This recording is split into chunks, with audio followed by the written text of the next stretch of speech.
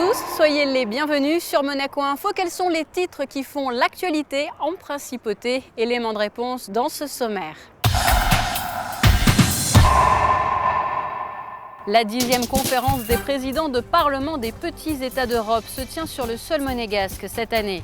L'Alliance française de Monaco a organisé sa première conférence qui a remporté un réel succès. Suite de notre série de reportages dans le cadre de la 20e journée européenne du patrimoine, découverte aujourd'hui de la Princess Grace Irish Library. Happy Hour musical au Théâtre des Variétés et puis le Monte Carlo Rolex Masters vient d'être présenté à Milan. Et nous vous en parlions au cours de notre précédente édition. La 10e conférence des présidents de parlement des petits États d'Europe se tient en principauté depuis mardi. Dominique Poulain en a suivi une partie pour vous. Voyez son reportage. C'est à l'initiative du Conseil national que les présidents ou les représentants du Parlement des petits États d'Europe se sont retrouvés pour la 10e conférence des petits États d'Europe.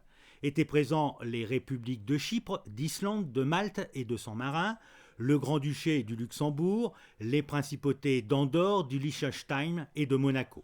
Pendant 3 jours, ces 8 petits États ont échangé des opinions et des points de vue et ont réfléchi aux positions à adopter vis-à-vis de l'Union européenne. Nous avons nos particularismes, nous avons nos singularités, notre identité. Et je crois que, en revanche, quand on parle ensemble, c'est beaucoup plus facile de reconnaître nos difficultés réciproques. Et je dirais qu'on se comprend plus facilement, puisque, bien entendu, la taille des États, de nos États respectifs est assez proche, bien que nous soyons un des plus petits, avec également le Vatican qui, pour les raisons que vous comprenez, ne participe pas à ce mini-sommet. Les débats ont porté principalement sur 3 thèmes, les négociations et les relations avec l'Union européenne, l'attractivité économique et les difficultés rencontrées, et la mobilité des étudiants. Ce sont 3 thèmes qui nous ont donné la possibilité d'échanger des opinions et d'approfondir beaucoup les questions qui regardent les relations avec l'Union européenne de part des petits États, en particulier San Marin, Andorra et Monaco. On a échangé des points de vue que je pense qu'ils doivent être encore examinés en manière un peu plus approfondie. Les présidents des petits États d'Europe ou leurs représentants vont déposer un amendement en vue d'obtenir une meilleure mobilité des étudiants au sein de l'Europe. Car aujourd'hui, les étudiants de San Marin, Andorre et Monaco se heurtent à des procédures administratives lourdes, n'ont pas le droit aux bourses allouées par la Commission européenne ou voient leurs frais de scolarité bien supérieurs à ceux de l'Union européenne. Nous allons faire une démarche auprès du Conseil de l'Europe pour essayer d'intégrer la possibilité pour les étudiants monégasques de faire partie d'Erasmus et donc d'être intégrés un peu au processus de l'Union européenne, même sans en faire partie, puisque nous participons par ailleurs et nous donnons également aussi des subsides. Donc il n'y a pas de raison qu'il n'y ait pas cette réciprocité obligatoire. Autre constat, ces États de petite dimension, souvent dotés de ressources limitées et d'une population peu nombreuse, ont en commun une économie reposant le plus souvent sur le secteur du tertiaire, voire de l'exportation.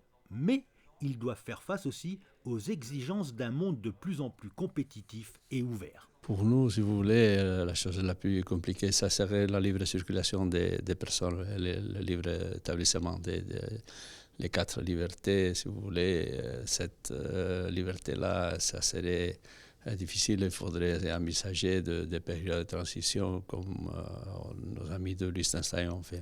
À l'issue des discussions, les parlementaires de ces petits États d'Europe ont signé le livre d'or. Parmi eux, le chef de la délégation de San Marin, la République qui accueillera l'an prochain la 11e conférence des présidents de parlement des petits États d'Europe. Autre conférence qui était, elle, organisée à l'Automobile Club de Monaco à l'initiative de l'Alliance française de la Principauté avec pour thème l'élection présidentielle dans l'Hexagone en France. Donc, Émilie Rousseau était sur place. Tout au long de l'année, l'Alliance française organise différents événements qui assurent l'enseignement et la diffusion de la culture française en Principauté, mais également dans de nombreux pays. La semaine dernière, l'antenne monégasque de ce réseau se lançait dans l'organisation de sa première conférence. Elle avait pour thème « L'élection française, une institution peu commune ». Et pour en parler, l'Alliance française avait invité le politologue Pascal Perrineau. J'ai trouvé que c'était un thème extrêmement stimulant parce qu'il faut interroger l'élection présidentielle. Les Français font comme si ça faisait partie maintenant de notre paysage quotidien. Mais il faut savoir que c'est récent. La première élection présidentielle en France, sous la Ve République, ça date de 1965. Donc quelque part, c'était hier. Il faut interroger même les éléments de notre système politique auxquels on est le plus habitué. Et puis, toute la France est étendue. Vous voyez, on est en 2015. Mais déjà, on ne parle que de quoi en France? Eh bien, de la prochaine élection présidentielle de 2017. Donc le temps est venu de prendre un peu de hauteur, de distance et d'interroger ce qui nous semble évident, trop évident. Ce thème de l'élection présidentielle est totalement d'actualité. En effet, début octobre, Claude Bartolone, président de l'Assemblée nationale en France, a remis un rapport sur l'avenir des institutions. Il préconise 17 propositions, dont l'instauration d'un septennat non renouvelable pour le président de la République. Néanmoins, cette institution continue de se différencier de ses voisins européens. La grande originalité de l'élection présidentielle française, c'est que ça élit vraiment un chef d'État et même un chef de gouvernement. Certes, il y a un Premier ministre en France, mais le Premier ministre est sous la tutelle, et la tutelle quotidienne, ferme, du président de la République. Donc c'est une élection à part. Nous sommes un des seuls pays européens qui connaît ce type d'élection, qui est un peu une élection présidentielle à l'américaine, parce qu'aux États-Unis, de l'autre côté de l'Atlantique, oui, il y a un président qui a du pouvoir. Eh bien en France, c'est un peu la même chose, mais c'est une exception en Europe. Vous venez de l'entendre, à 2 ans des élections présidentielles françaises, on se rend compte que le scrutin est déjà dans tous les esprits. Les premiers candidats se révèlent et les premiers sondages dévoilent petit à petit la tendance. À noter qu'il s'agira de la 10e élection d'un président par le peuple sous la Ve République. Suite aujourd'hui de notre série de reportages consacrés à la journée européenne du patrimoine. Nous vous proposons aujourd'hui de découvrir la Princess Grace Irish Library à Monaco-Ville. Elle ouvrira ses portes au public. Découverte des lieux avec Patricia Navarro. C'est en 1984 que le prince Régnier III inaugure la bibliothèque irlandaise Princess Grace. 2 ans après le décès de la princesse, il souhaitait ainsi rendre hommage à l'attachement qu'elle portait à ses origines irlandaises. Dans ce lieu, qui est l'ancienne demeure du comte Félix Gastaldi, se trouvent des objets rares ayant appartenu à la princesse Grace et provenant de généreux donateurs. Les documents et les objets que nous conservons ici, pieusement, je dirais, proviennent effectivement du don du prince Régnier pour présenter des objets qui avaient appartenu à la princesse, et puis aussi au fil du temps, des personnes qui sont intéressées à l'histoire de l'Irlande, font don de documents. On me disait tout à l'heure, par exemple, il y a ici une collection d'affiches de films, par exemple, quelque chose qui peut-être un jour pourra se montrer au public. Tout au long de l'année, ce lieu vit à travers des événements qui ont tous pour trait commun de mettre en lumière la culture irlandaise sous toutes ses formes et qui s'articulent autour de 3 axes. Un axe de conférences qui sont données, une dizaine par an, on donne des conférences par pas forcément des spécialistes d'ailleurs, mais des gens qui ont une passion. Alors ça peut être l'histoire, ça peut être l'architecture, ça peut être la littérature, bien entendu. Ensuite, il y a le deuxième axe, c'est une activité, je dirais, presque universitaire, puisque tous les 2 ans, la bibliothèque organise, avec l'aide de la Fondation, bien entendu, un symposium où viennent débattre sur un sujet donné, bien précis à l'avance, bien préparé, des universitaires, et il en résulte des actes qui sont ensuite publiés dans le milieu universitaire. Et puis le troisième volet qui s'est développé ces derniers temps, grâce à l'équipe qui anime cette maison, c'est une activité scolaire, presque parascolaire. Il y a des enfants qui viennent ici parler anglais, mais qui viennent ici découvrir des activités ou se livrer à des activités. Ça a été le cas cet été par exemple. Parmi toutes les pièces uniques à découvrir à la bibliothèque irlandaise Princesse Grace, cette statue de la Vierge, un cadeau offert par la Princesse Grace à l'épouse du président irlandais en 1961 et qui a ensuite été rachetée par un généreux mécène qui en a fait don à la bibliothèque, ou ses étiquettes de couture qui appartenaient à la famille Kelly. Et vous découvrirez très prochainement un autre reportage, toujours dans le cadre de ces Journées européennes du patrimoine, du côté cette fois-ci de l'Académie Princesse Grace. Musique à présent avec ce concert organisé au Théâtre des Variétés dans le cadre des Happy Hour, un événement qui lançait en quelque sorte le cycle concerts et conférences du siècle des Lumières et des Mystères en Principauté. José Sacré vous livre plus de détails dans son reportage.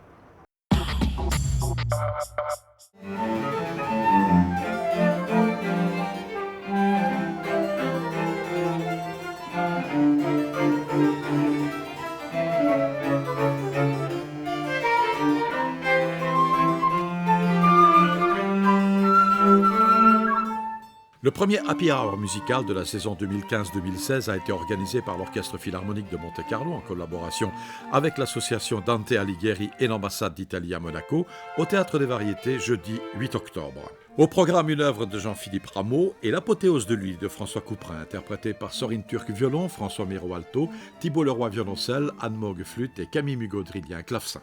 Philippe Daverio, personnalité éminente et très populaire du monde de la culture en Italie, a présenté ce premier concert de musique de chambre donné dans le cadre du siècle des Lumières et des Mystères, initié par Gianluigi Gelmetti, directeur artistique et musical de l'Orchestre Philharmonique de Monte-Carlo. Quand on pense au siècle des Lumières, on pense à l'encyclopédie, on pense à Voltaire, on pense aussi à Rousseau parfois. Mais on oublie que Rousseau s'occupait de musique avec Christoph Willibald Gluck. Et on pense à un siècle de Lumière comme un siècle intellectuel, comme un siècle d'éclaircissement, ce que les Allemands appellent la Aufklärung, d'illumination. En réalité, le XVIIIe siècle est aussi le siècle du sentiment. C'est un siècle formidable du sentiment. Pensez au tableau de Watteau, à ce monde qui se rend compte qu'il est en train de disparaître, à cette espèce d'angoisse qui prévoit déjà ce que sera la Révolution 80 ans après. Eh bien, c'est une partie tout aussi importante parce que c'est la partie des sentiments. Le siècle des Lumières est en réalité, dans son opposé, un grand siècle de la sentimentalité. Et la musique le témoigne à la perfection.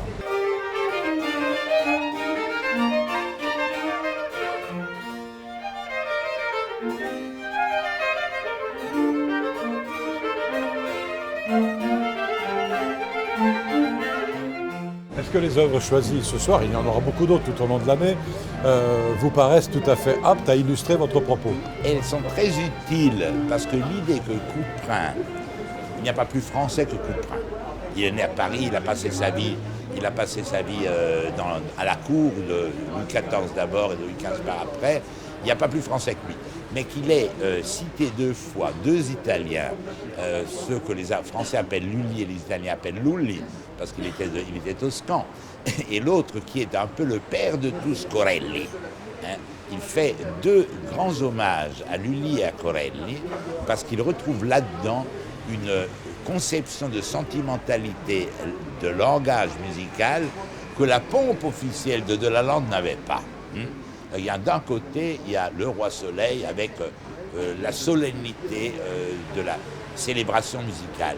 Et de l'autre côté, il y a les petites angoisses qui arrivent d'Italie et qui vont lentement corrompre l'Europe. Ce sont les Italiens qui ont corrompu l'Europe alors.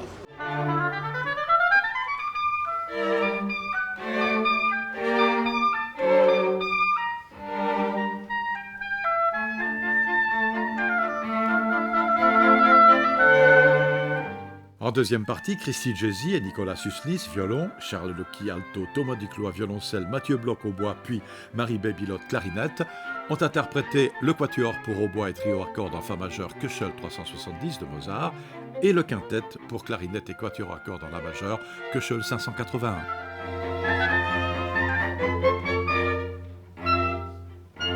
Prochain rendez-vous dans le cadre de ce cycle dimanche à la Selle Garnier. Quittons pour finir la Principauté, direction Milan, puisque la capitale lombarde accueillait mardi la conférence de présentation des prochains Monte Carlo Rolex Masters. Une conférence suivie de très près par un passionné, Dominique Poulain. Les organisateurs du tournoi de Monte-Carlo auraient bien voulu amener un peu de soleil à Milan sur le site de l'exposition universelle. Mais c'est sous la pluie que le pavillon de Monaco accueille la conférence de presse de présentation du Monte-Carlo Rolex Masters. Une quarantaine de journalistes, essentiellement de la presse italienne, sont présents, ainsi que des invités d'honneur. Le premier à prendre la parole est Robert Fillon, l'ambassadeur de Monaco en Italie. Il est suivi de Željko Franulović. L'ancien tennisman, aujourd'hui directeur du tournoi, revient sur l'édition 2015 en chiffres. Il rappelle que la précédente édition a battu un double record, celui de la fréquentation avec près de 135 000 spectateurs, mais aussi celui de la qualité du plateau avec pour la première fois dans l'histoire d'un Masters 1000, 15 des 16 têtes de série présentes en huitième de finale. C'est normal, tout ce qu'on commence le premier, c'est plus facile. Je commence par les joueurs. Ils sont plus frais, ils ont moins joué, ils ont besoin de points, ils ont besoin de jouer pour préparer le reste de la saison et ils se blessent moins. Alors ça c'est le niveau technique. Niveau commercial, c'est le début de la saison, c'est le printemps, toute l'Europe descend sur la Côte d'Azur, les billets se vendent comme des petits pains, tout le monde est un peu excité après un hiver morose, alors c'est toujours bien d'être le mois d'avril, on signe pour le reste de tournoi. Oui. Une fois le bilan de la dernière édition évoqué, le directeur de l'épreuve rappelle que le Monte-Carlo Rolex Masters est le premier grand rendez-vous de la saison sur terre battue et qu'il reste un tournoi de légende. Qu'il est, avec le Grand Prix de Formule 1, un des événements sportifs les plus emblématiques de la principauté. C'est toujours un petit plus pour un joueur parce que bon, maintenant vous avez 62 tournois au monde. Hein. C'est bien entendu que Wimbledon, US Open, Roland Garros, Australian Open, ça compte un peu plus. Mais tout de suite après, ça vient les Master Series. Et parmi ces 9 Master Series, Monte Carlo, avec sa tradition, son prestige, son histoire et son titre, il y a un petit plus. Moi, je vous parle de mon expérience, c'était même à mon époque quelque chose pour gagner. Oui. Comme chaque année, difficile de savoir à l'avance qui sera de la partie pour l'édition 2016, même si plusieurs joueurs du top 10 devraient être présents. Le Monte-Carlo Rolex Masters se déroulera l'an prochain, du 9 au 17 avril. Et parmi les nouveautés, l'organisation en décembre prochain au Monte-Carlo Country Club d'une journée d'animation, tout spécialement dédiée au club de tennis italien. Société Générale Private Banking vous présente la météo. Conférence des présidents des parlements des petits États d'Europe, conférence bien sûr aussi à l'Automobile Club sur l'élection présidentielle française ou encore Journée européenne du patrimoine. Voilà pour les principaux titres. Je vous propose à présent de passer aux effets du ciel pour les jours à venir. Jeudi, davantage de soleil le matin que l'après-midi, un ciel un peu menaçant en fin de journée, température comprise entre 16 et 20 degrés.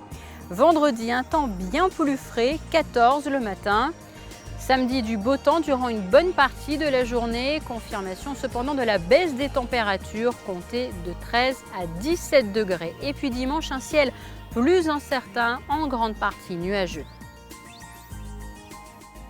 Et c'est ainsi que se referme cette édition. Encore merci de l'avoir suivi. Je vous laisse à présent avec votre magazine consacré au football et en particulier à l'ASM FC et Émilie Rousseau. À très bientôt. La météo vous a été présentée par Société Générale Private Banking.